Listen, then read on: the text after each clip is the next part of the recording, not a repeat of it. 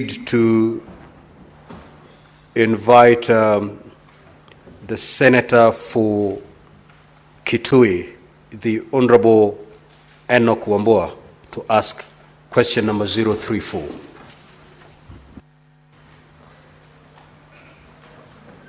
Clerk, please do the timing. Thank you, Mr. Speaker. Given that we have 22 minutes for this one, I will spare CS a few things that I wanted to say. Let me just go straight to the question. Question number 034. One CS, what is the current status of pension disbursements to former members of parliament who served between 1979 and 1992? B, has the National Treasury undertaken any review or adjustment of these pensions to ensure they remain fair and sustainable, considering the rising cost of living and inflation over the years? And lastly, what policy measures has the government put in place to ensure pensions align with prevailing economic conditions? I thank you, Mr. Speaker. Honorable CS, you may proceed to respond, bearing in mind that we have received a copy of your response, and therefore, if you may paraphrase, we are necessary to save on time. Proceed, Honorable CS. Thank you very much, Mr. Speaker. In the interest of time, I'll try my level best to paraphrase and summarize my response without losing content.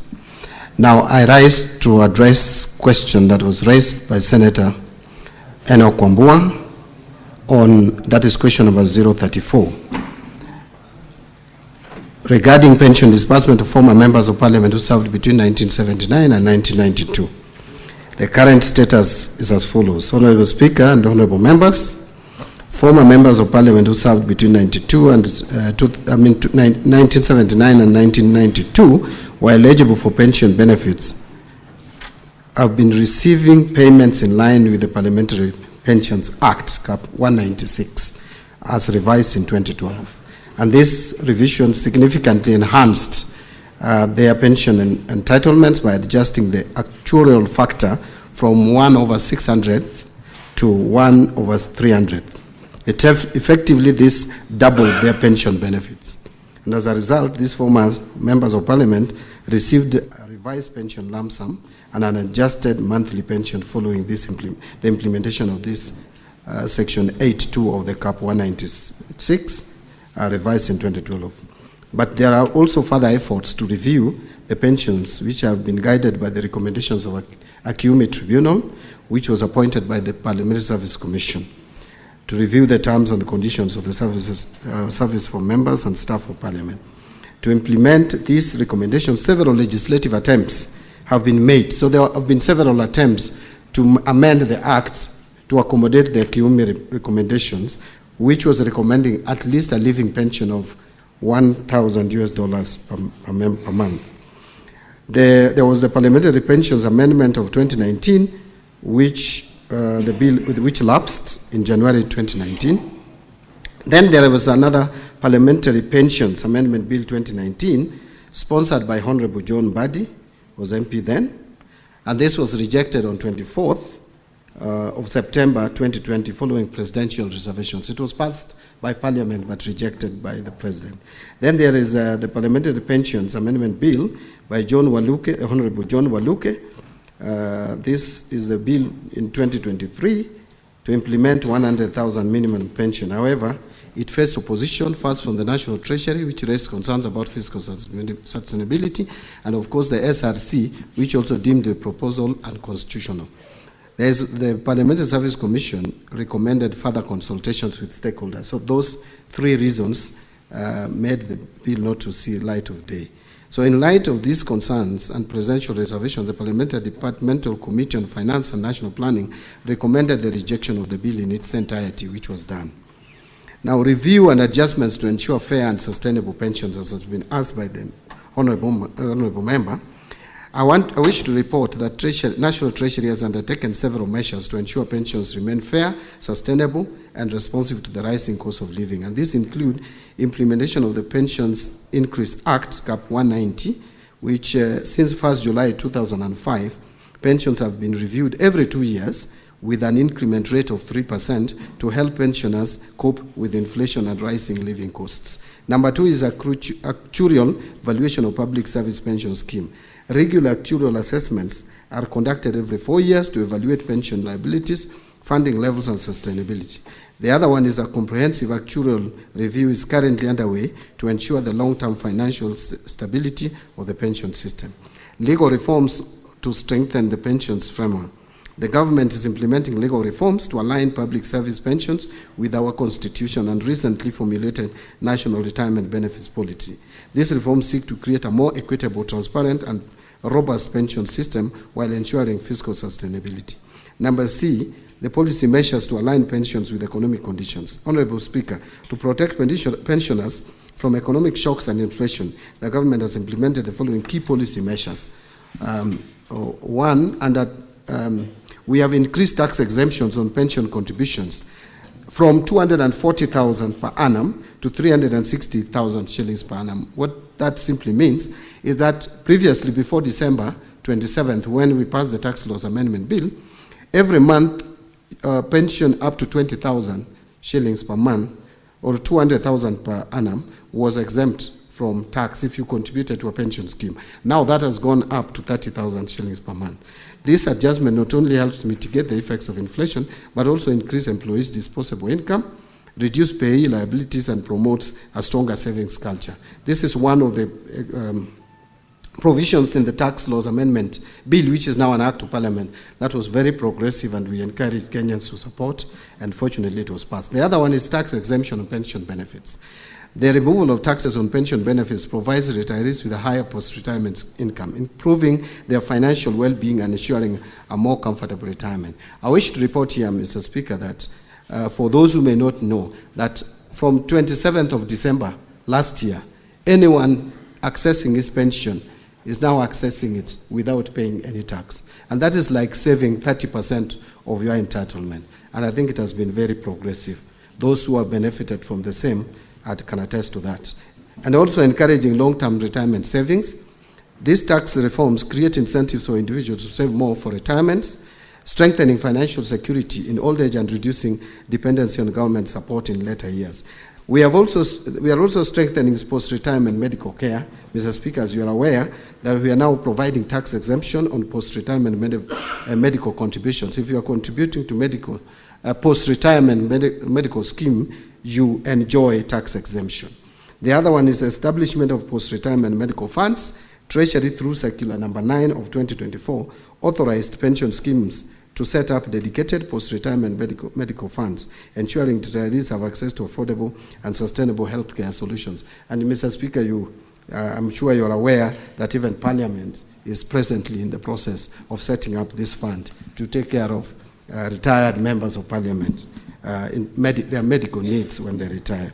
And this is to all public servants. Development of an end-to-end pension administration system. The government is investing in a modernized pension administration system that leverages advanced technology to improve efficiency and scrutiny. We are also integrating blockchain and biometric technology, which will enhance the security of pension management, ensure real-time tracking of pension disbursement, and eliminate delays in pension processing. In fact, we are looking towards, in terms of integration of IFMIs for timely remittances, the system will be fully integrated with the Integrated Financial Management Information System.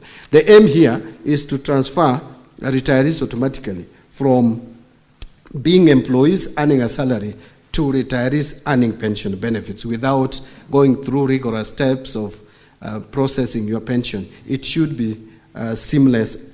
From 1 month to the next, if you retire, you should start getting your pension. And these reforms collectively strengthen retirement security, improve pension fund sustainability, and enhance post-retirement quality of life. Honorable Speaker, The National Treasury, in conclusion, remains committed to ensuring that pension benefits for former members of Parliament and all public service retirees are fair, sustainable, and responsive to economic conditions. We will continue working with stakeholders to explore feasibility solutions that uphold fiscal responsibility while ensuring retirees receive their rightful entitlements. I thank you. Senator Wambua, you may ask your 2 supplementary questions. Honorable Senators, let us avoid speeches. Sure. In the interest of time, go straight to the question. Thank you, Mr. Speaker. Mr. Speaker, 2 quick ones. On question number 1, I expected the CS would give us actual amounts. Actually, that was my biggest interest. With the public money being used to pay pensions, I thought he would give us the actual amount, the lowest. What amount of money is the lowest pensioner earning and the highest earning? Because that will inform his response to the benefits that they have gotten from tax exemption. Then lastly, Chair, the second question would be, seeing as it were that the CS was himself pushing this agenda when he was a member of Parliament, and now he's seated where he was pushing that agenda. Will he continue with this, or was he just playing politics? Thank you. Honorable Pierce, CS rather.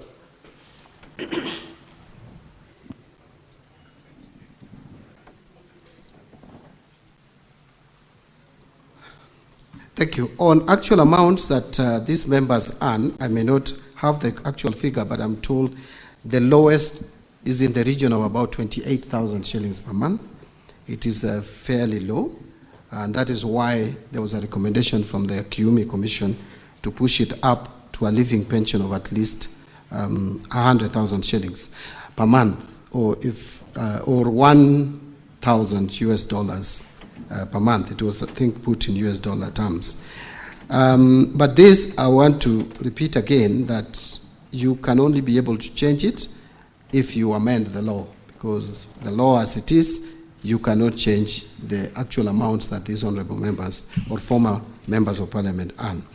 In terms of the CS pushing the agenda, yes, I pushed the agenda as a legislator who has the powers to legislate. Now I don't have that power. That power is with members of Parliament to push for legislative amendment. I can only propose to Parliament for an amendment, but I think this is a matter that Parliament is well seized of. Parliamentary Service Commission is there, which is concerned with the welfare of members, both present and former, and if there is supposed to be any adjustment on pension entitlement to former members of Parliament, the right people to push for that would be the Parliamentary Service Commission and members of Parliament. Thank you. Senator Fomeru, the Honorable Gathuri Murumbi. Honorable CS, just note down those questions, because I'll be calling upon a number of senators so that you can respond to them at a go. Thank you, Honorable Speaker. Honorable Speaker, the last time the CS was in this House, I raised a question concerning former councillors. You can see issue about the pensions and gratuity and honorarium is really recurring every time. So you tasked the 3 committees of this House, the committee, JLAC, Labour, and Budget and Finance, and the National Treasury, to sit down and come up with a legal framework to facilitate the payment of honorarium and monthly pension to former councillors. So, Mr. Speaker, the 16 days you gave have lapsed. So I was, because the CS is here, I was looking at all the 3 chairs, none of them is in this House, because he is also party to this issue, whether maybe he can give a word on how far they have gone with that discussion on the legal framework, because that is what he said, that is what is lacking, so that he can release the money to the former councillors. Thank you, Honourable Speaker. Senator Boni. Mr. Speaker, my question is on policy. There is a member of Parliament from Bungoma who served 4 terms.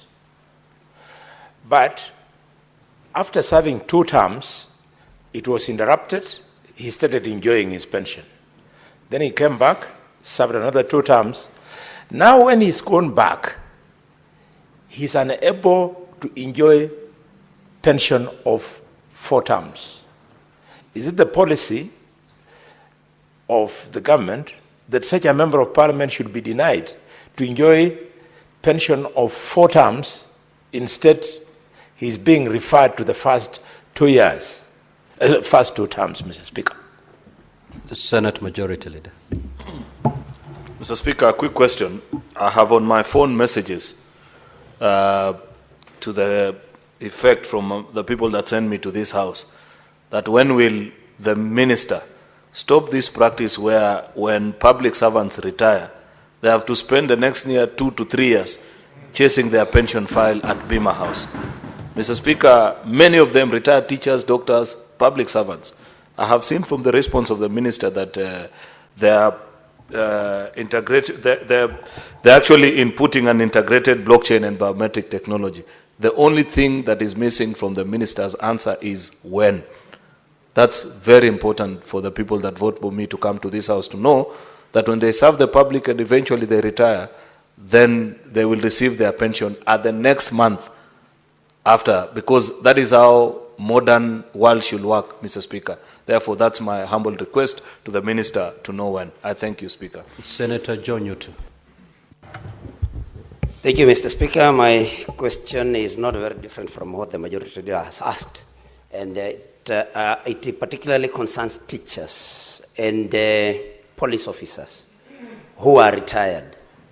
Mr. Speaker, you will be told by the TSC, once you follow up, that the TSC has made all the necessary documentation and referred the same to Treasury. And why there are delays is because there is delayed disbursement by Treasury.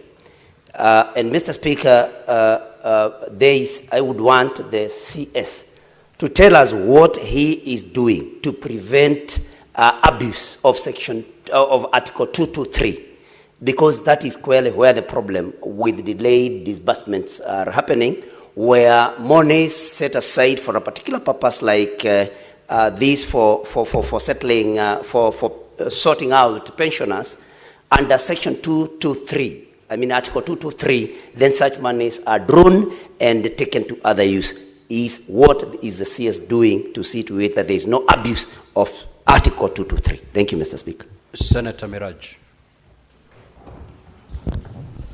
Asante Bwana Spika, swali langu halitakuwa tofauti na kiongozi wa wengi bungeni. Tuko na tatizo sawia katika sekta ya posta. Wale waliostaafu bado wanahangaika kutafuta marupurupu yao ya uzeeni.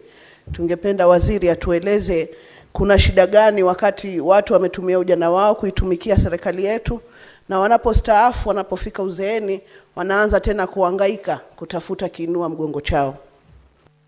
Senator Lenku. Thank you, Honorable Speaker.